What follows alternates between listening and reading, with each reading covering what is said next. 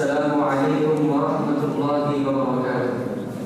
إن الحمد لله وحده والصلاة والسلام على من لا نبي بعده أما بعد فأعوذ بالله من الشيطان الرجيم بسم الله الرحمن الرحيم قد كانت لكم أسوة حسنة في إبراهيم. ذی وقار صدر محترم، ذمہ داران جامعہ، اساتذہ اکرام، مہمانان اکرام اور محترم سامعین، عنوان تقریر ہے سیرت ابراہیمی کا پیغام ہندوستانی مسلمانوں کے نام۔ آج بھی ہو جو براہیم سائی ماں، آج بھی ہو جو براہیم سائی ماں، آج کر سکتی ہے انداز گلستہ پیدا۔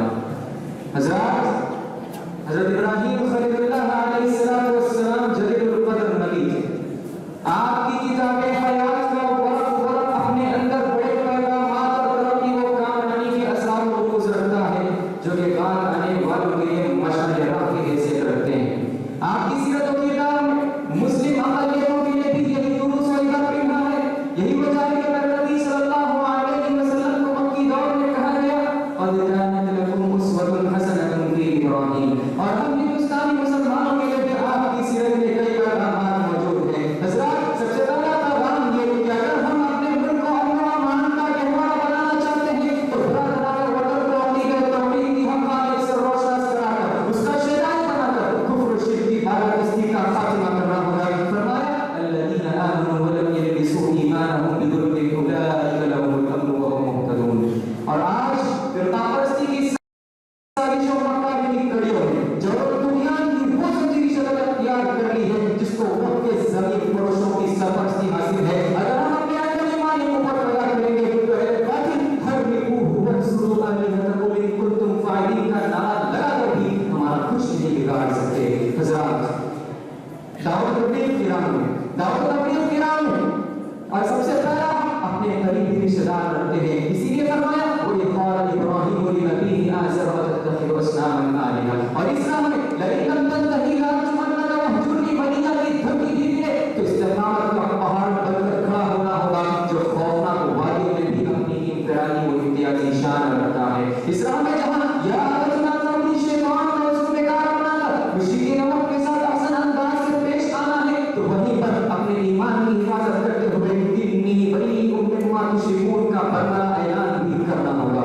واسلمت وجهي لمن اسلم له الارض تحمل صخرا ثقالا۔ حضرات، فمن تبعني فانه مني ومن عصاني فانك غفور رحیم۔ ہمیں پیغام دیتی ہے کہ اپنے اندر دعوت کی سچی جان پیدا کرنے کی ضرورت ہے۔ میں دعائیں کرتے ہوئے ان کی تربیت کے لیے زیادہ سے زیادہ مساجد تعمیر کرنے کی ضرورت ہے تاکہ ان کے نفوس کی تطہیر ہو سکے۔ وَإِذْ يَرْفَعُ إِبْرَاهِيمُ الْقَوَاعِدَ مِنَ الْبَيْتِ وَإِسْمَاعِيلُ۔ حضرات، یہ دور خصوصاً ہندوستانی مسلمانوں کے لیے خود فروشانہ مشقتوں کا طویل سفر ہے جہاں استغاثہ و استعانہ ذاکرہ کی حیثیت رکھتے ہیں۔ ہمیں رب اجعلنی مقیم الصلاۃ ومن ذریتی کی دعا کرتے ہوئے خود کو نماز کا پابند بنانا ہوگا کیونکہ اسی کی وجہ سے قوم عروج و زوال کے مراحل طے کرتی ہیں۔ اور آج ہر باپ کو مجبوری مبنی اسلام کے تحت اپنی اولاد کے عقیدے کی حفاظت کرنی ہوگی تاکہ ان کے بعد ان کی آنے والی نسلیں بھی ان صلاتی و نسکی و محیای و مماتی للہ رب العالمین کے جذبے کے ساتھ ایک مثالی زندگی گزارنے والی بنے۔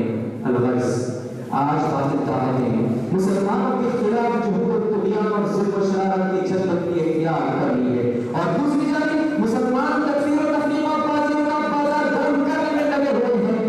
وزارتوں ہو، نصارہ اور تمدن میں ہو، یہ مسلمان ہیں جنہیں دیکھ کر شرمائے ہو۔ آج ضرورت اس بات کی ہے کہ ہم سیرت ابراہیم صلی اللہ علیہ وسلم کو سامنے رکھتے ہوئے ہر آنے والے تعلق انگیزیوں کا مقابلہ صبر و استقامت کے ساتھ کریں۔ بھلے اسلام میں اکیلے ہی کیوں نہ ہو جائیں لیکن ایک امت ہونے کا ثبوت دیتے ہوئے ان ابراہیم کان امة قانتا للہ حنیفا کے مصداق بنے۔ اگر ہم ان کے نموذج زندگی پر چلیں گے تو شجرہ منافقت کے خوفناک سایہ بھی اطمینان کا سانس لے سکیں گے۔ کانٹوں کا رشتہ کنار بھی پھولوں کی روش بن جائے گا۔ آسمائشیں ہمارے گناہوں میں دوبارہ خاکستر بن کر اڑ جائیں گی۔